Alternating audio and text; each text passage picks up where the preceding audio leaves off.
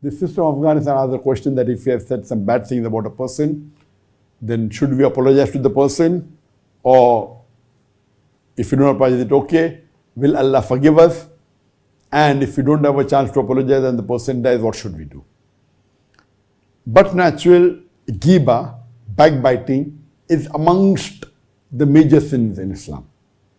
And the Prophet has said in the hadith that, do you know who is the person who's bankrupt?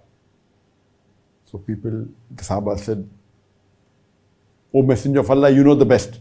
So he said the bankrupt person is the person who has gathered a lot of good deeds, had done a lot of ibadah, but on the day of judgment, his good deeds will be given to the person who he has backbited.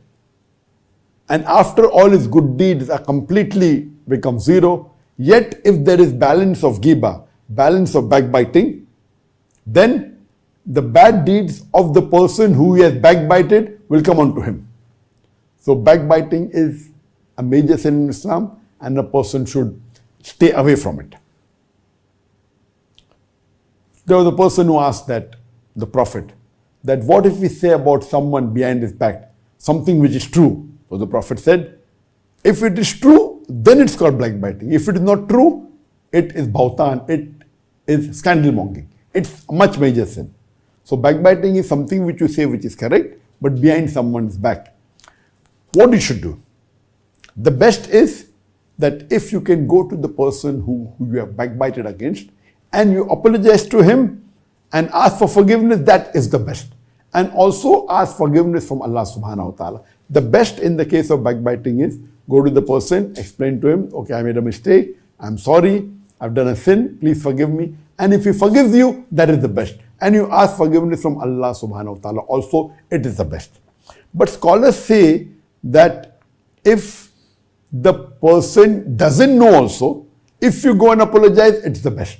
But if the person doesn't know, and by going and telling him that you have backbited, if it's going to create a bigger fitna, then you can avoid. If you know that the person doesn't know you have backbited, and if you go and explain to him, it will be a bigger fitna, there will be animosity between you and him. In this case, then you can avoid and only ask forgiveness from Allah subhanahu wa ta'ala and pray to Allah that may He forgive you. You ask the question that what if someone dies and you could not ask for forgiveness, what should you do? Even in this case, if you cannot reach the person or if the person has died, you have to ask forgiveness from Allah subhanahu wa ta'ala. And in asking forgiveness, as I mentioned earlier, that you agree it is wrong.